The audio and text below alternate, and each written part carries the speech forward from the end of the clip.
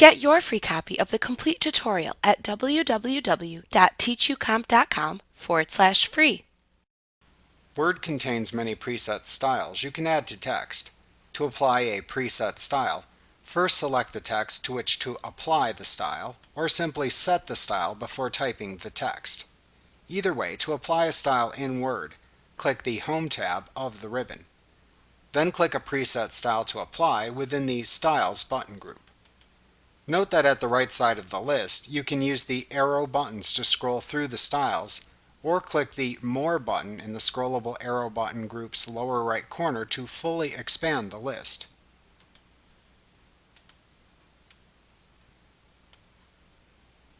If desired, you can hover over a style to see a preview of it in your document if it contains text already.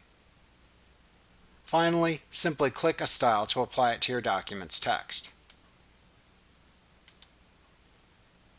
Like what you see? Pick up your free copy of the complete tutorial at www.teachucomp.com/free.